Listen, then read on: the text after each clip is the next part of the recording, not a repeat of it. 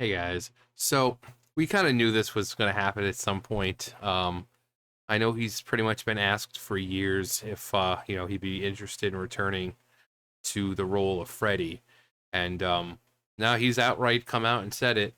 Robert Englund says he's done playing Freddy Krueger, which I mean, the guy is 75 years old. Freddy has such an energy to him. Not saying that Robert Englund doesn't have energy to him, but he says, I'm too old and thick now. I can't do fight scenes for more than one take anymore. I've got a bad neck, bad back, and arthritis in my right hand or my right wrist. I have to hang it up, but I would love to make a cameo. Maybe you can pop in at Five Nights at Freddy's. Welcome to Freddy's, bitch. Now, but I mean, 1984, we got introduced to Freddy Krueger, and I remember I think it took my parents a while to let me watch it. You're like, you're gonna be scared. You're gonna be like, no, I'm not. And I remember loving it. I mean, it was scary, but just scary enough. Not too like, oh my god, I'm not sleeping. But just to see Freddy Krueger, this guy who can kill you in your sleep, in your dreams, where it's supposed to be this safe place for you where you can go and anything can happen, where this guy invades your dreams, and instead of them being dreams they become nightmares because you're getting slaughtered by this guy. It was such a great concept. um the whole look, because we're so, especially back in the 80s, if you notice, there's a lot of monsters, or not monsters, but humans with just disfigured faces. You had Freddy, you had Jason, you had Michael Myers, you had Leatherface. Um, so you had all these humans, but with some kind of disfiguration. For Freddy and Jason, they were dead. They were undead beings. One was basically immortal, and he can walk around and kind of instant transmit behind people, no matter how fast they were running. And we had a man who, had his hat and ugly Christmas looking sweater, clearly human, but very disfigured.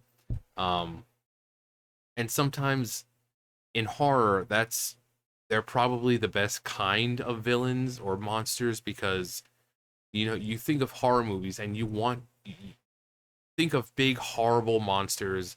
You like these eldritch terrors that are beyond the comprehension of man, but sometimes the scariest monsters are human. So I love that about horror movies, how they can take a human being and make them terrifying. And 1984, even now, the I mean, the effects, they were all practical, which I absolutely love. I've said many times, I love practical effects. When something bursts out of someone's chest, it's not CGI. It's like a prosthetic, and it's, or blood, or with the scene with Johnny Depp in there, and the ceiling with the blood and all that. Yeah, that's all practical effects. It's so freaking cool how they did things. And I think a lot of horror movies now lose that charm, and sort of that mystery. It's like it like blurs the line. Like, is it an effect? Is it actually happening? Like practical effects. But now it's just flat out. It's like the blood doesn't even. It looks like it's CGI. You know. But that's one thing I love about horror movies. It's just the practical effects that people can use. Um, and Freddy, because he invaded people's dreams, you could get so creative with how people die. So creative. Um, you had this guy who could kill in various ways because he was the master of dreams. He could invade your mind, and no matter how powerful in your dream you thought you were, he always had a way to stop you and kind of take control. Um, he was energetic, he was fun, he foul mouthed, he was honestly, obviously a pervert, because what he was before he was murdered, and burned alive. Um, but they also go out of their way to make sure you hate who Freddy was before he died as much as possible. They want you to know what he did, and you're meant to hate this person. So every time, every movie, when this guy gets his just desserts, you feel happy about it. As much as you love the character of Freddy, you're like, take that. That's what you get. Um, but just again, just sometimes the scariest monsters are human. Just the scenes, when they're in a boiler room and it's dark, you've got the steam and the fog, and you just see this silhouette. Now, I think Robert Englund's a big guy. He's like, what, 6'2", I think. So he's a big guy. So you see this 6'2" guy, you know, in the back, being, covered, obscured by smoke. And all you hear is that scraping sound of the knives on his gloves. That is terrifying. It not no monster, not some giant Frankenstein monster, no Dracula or this, a human being is slowly walking towards you, grinding his knife glove on the metal pipes as he's going by. And you could possibly get away, but you're frozen in that moment, not knowing what to do because you're so terrified.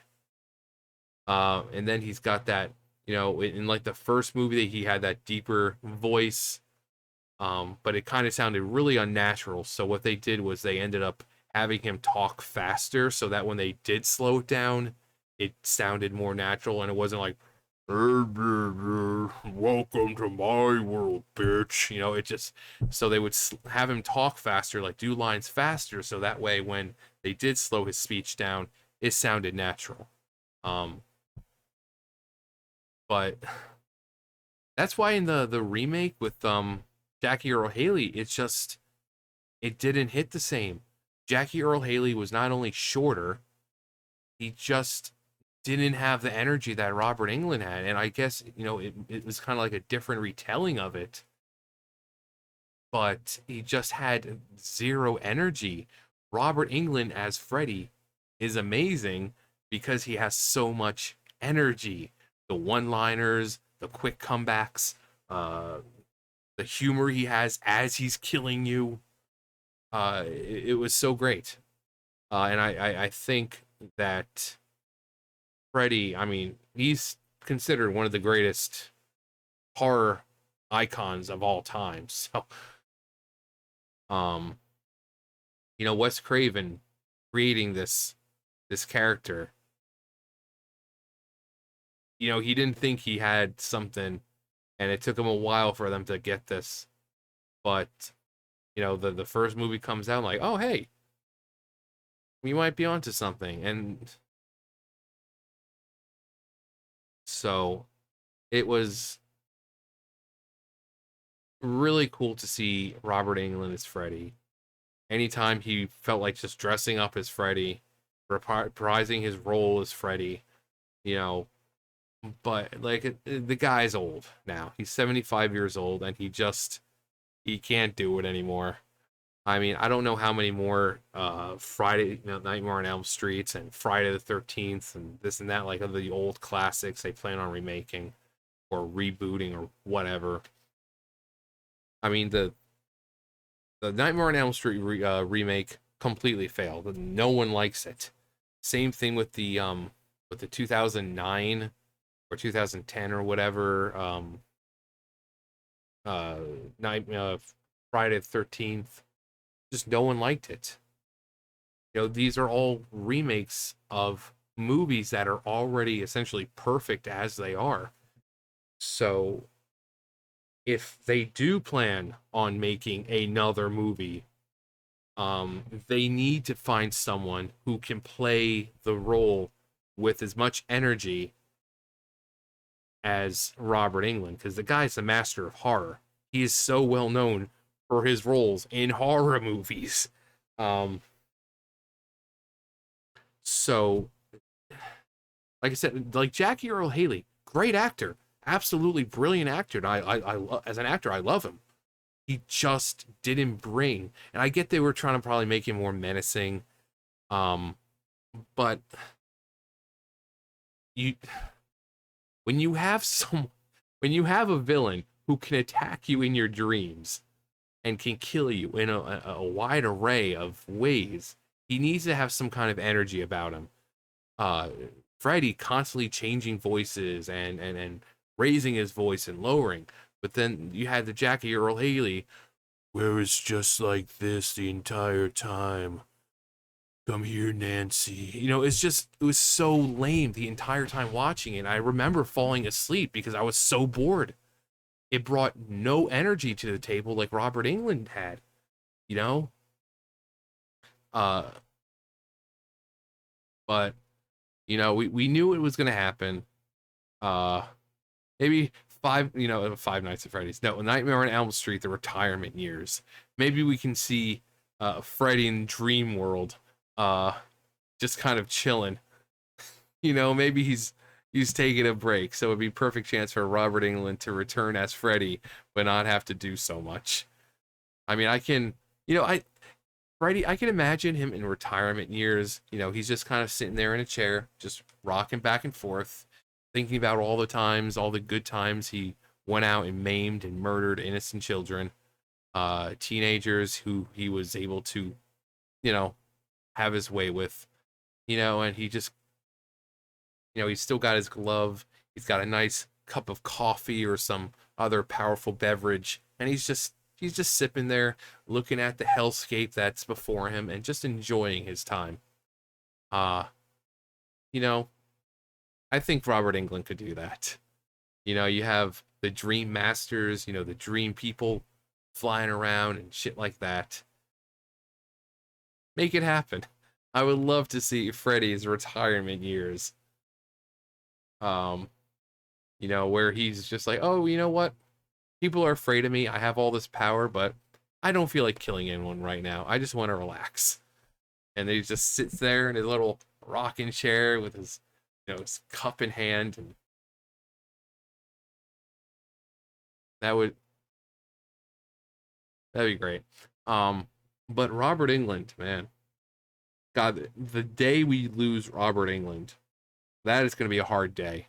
I mean, so much respect to the guy. He's been doing this for so long, not just the whole Freddy thing, but horror movies.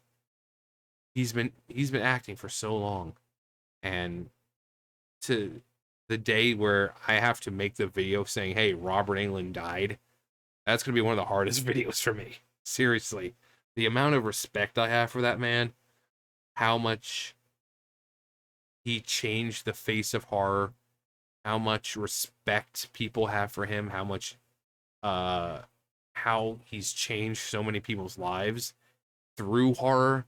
I mean, that's gonna be a hard video for me to do. It really is. Um,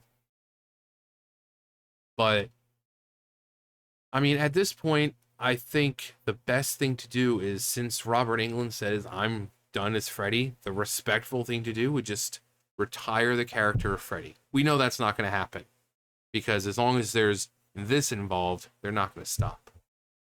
Um, but I hope going forward he could at least have a part to play, not in the movie itself, but making the movie. Because if anyone knows Freddy Krueger, if anyone knows this character inside and out, what he should do, what he shouldn't do, what he would say, what he wouldn't, it would be this man. It would be Robert Englund. So if you want to make another Nightmare on Elm Street, you get this man on your team. He can tell you if it's going to be good or not. He can tell you what you need to do with Freddy to make it appealing to people who have seen this movie, back in 1984, and fans who have watched it over and over just because they love this man's energy. So, movie companies, you want to make a remake or a reboot of Nightmare on Elm Street, get this man on board. He will tell you if you're doing it right or not. So at least then he could still be a part of Nightmare on Elm Street without being in the role of Freddy. Because again, no one knows Freddy better than Robert Englund. In a sense, he is Freddy. Um, so I would love to see a Nightmare on Elm Street movie where it's maybe directed, produced by Robert Englund. That would be amazing. Having him make a cameo, of course, would be amazing. And he says there, he's like, but I would love to make a cameo.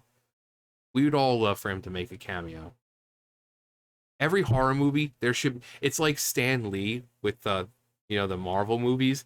Robert Englund should just have a cameo in every horror movie. Just, I don't care if he's a freaking bank teller. I don't care if he's like some random customer in some hick ass town store. No, just Robert Englund in horror movies, like Stan Lee in Marvel movies. We'll be fine with that. But yeah, Robert Englund's officially done playing Freddy. We knew it was gonna happen. He's older. He can't keep doing it forever. Um, he's the hero we need, but not the one we deserve. I don't think we deserve Robert Englund. The guy is just too amazing. But yeah, I'm sure I know a lot of you guys are a lot older than me and probably saw this in theaters when it came out. What did you think of it? Um, which is your favorite Nightmare on Elm Street since there's like 55 of them? Did you like the remake? Um, and if there was another uh, movie made, would you want to see Robert Englund actually involved with making the movie? Let me know below. Anyway, that's going to do it for me. You guys know the drill. I'll see you guys later. Bye, guys.